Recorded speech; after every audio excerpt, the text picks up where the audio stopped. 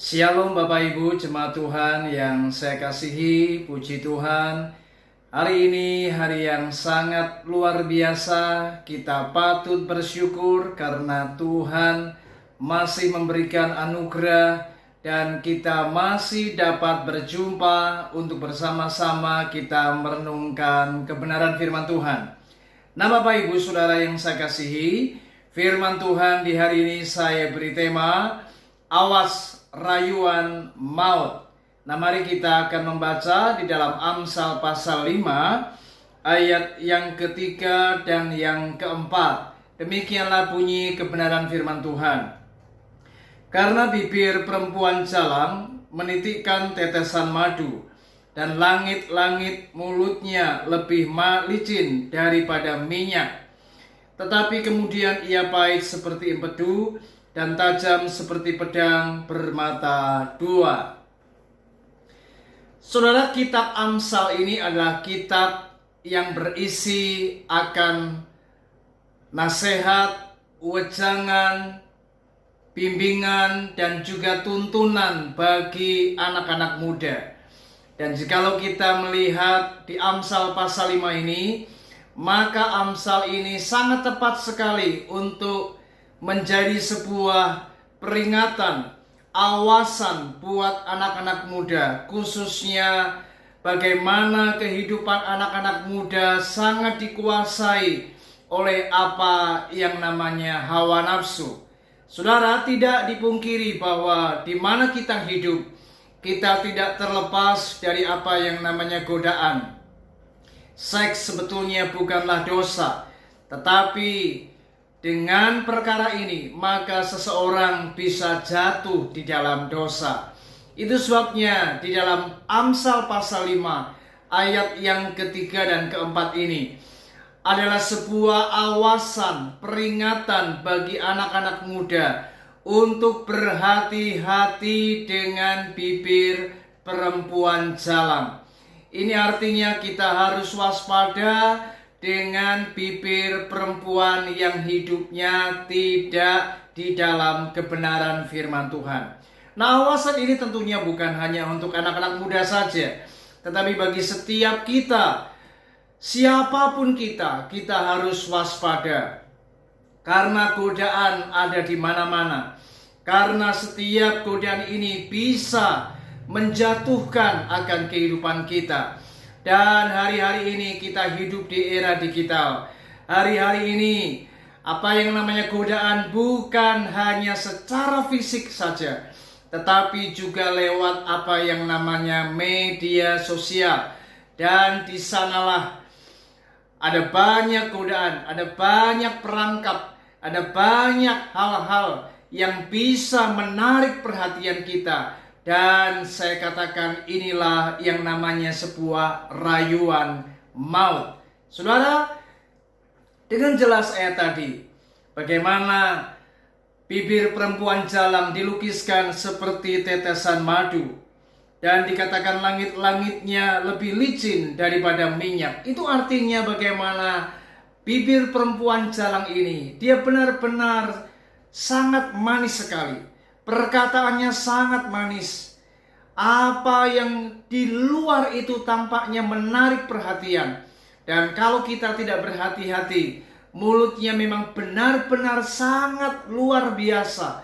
Benar-benar lebih licin daripada apa yang namanya minyak. Itu sebabnya ini menjadi sebuah awasan buat generasi muda, buat kita semua, bahwa kita harus berhati-hati. Sebab apa yang tampaknya di luar itu manis, apa yang tampaknya di luar itu memberikan sebuah kenikmatan, tetapi ujungnya adalah seperti empedu. Di ayat 4 dikatakan, tetapi kemudian ia pahit seperti empedu. Itu artinya ujung dari semua perkara-perkara ini adalah sesuatu yang berujung kepada hal yang sangat pahit.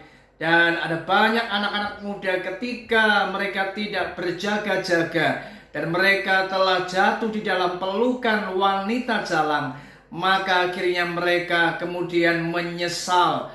Kemudian mereka benar-benar sadar bahwa semua berujung kepada hal-hal yang tidak menyenangkan. Saudara, mari hari ini berhati-hatilah, sebab jalan daripada perempuan jalang ini, Alkitab berkata, menuju jalan kematian. Coba lihat ayat yang kelima, dikatakan, kakinya turun menuju maut, langkahnya menuju dunia orang mati. Itu artinya dunia perempuan jalang, mereka sedang mengarah kepada apa yang namanya dunia orang mati. Setiap perbuatan yang sedang dibangunnya itu adalah perbuatan yang akan menuju kepada sebuah hukuman, dan di sana dunia orang mati berada. Saudara, saya berdoa biarlah hari ini mari kita berhati-hati, awas, ada rayuan maut, ada godaan-godaan yang bisa menarik perhatian kita dan bisa menjatuhkan akan hidup kita. Itu sebabnya mari berhati-hatilah di media sosial. Berhati-hatilah apapun yang sedang engkau lakukan, karena di sanalah bisa saja iblis dalam arti memakai orang-orang yang tidak hidup dalam kebenaran ini. Mereka akan merayu kita, mereka akan menggoda kita untuk menjatuhkan akan kehidupan kita. Dan sudah banyak korban, sudah banyak hamba-hamba Tuhan, anak-anak Tuhan, para pelayan Tuhan yang jatuh di dunia perempuan jalang. Artinya ada banyak orang-orang yang sudah jatuh di dunia perzinahan. Saudara, mari hari-hari ini hiduplah dalam kekudusan, takutlah akan Tuhan, dan biarlah firman ini memberikan sebuah rambu-rambu, memberikan sebuah peringatan agar kita mengerti kebenaran firman Tuhan, agar kita tahu bagaimana sebenarnya Tuhan mau supaya kita hidup di dalam kehendak-Nya dan bukan mengumbar hawa nafsu, bukan hidup di dalam kedagingan. Ada satu contoh di Alkitab yang sungguh luar biasa, seorang anak muda yang berhasil menjauhi godaan. Dialah yang bernama Yusuf. Bagaimana Yusuf tidak menuruti apa yang menjadi kemauan daripada istri Potifar untuk membawa dia kepada apa yang namanya dosa. Dan Yusuf berani tegas menolak akan rayuan tersebut. Dan meskipun ia harus mengalami fitnah dan akhirnya dipenjara, tetapi satu hal yang saya kagum, anak muda ini sejak dari masa mudanya ia takut akan Allah dan menjauhi dosa dan tidak melakukan percabulan atau perzinahan. Ini sungguh luar biasa, dan saya berdoa mari hari ini siapapun kita tidak ada yang kebal dengan dosa. Ingat, setiap kita harus benar waspada bahwa setiap kita bisa saja jatuh kalau kita tidak hidup di dalam pimpinan Roh Kudus, kalau kita tidak berjaga-jaga. Itu sebabnya mari hari ini ingat, awas, ada rayuan maut. Berjaga-jagalah di dalam doa. Tetaplah selalu di dalam hadirat Allah. Tetaplah melekat kepada firman Tuhan. Maka kita akan dijauhkan dari segala hal-hal yang jahat.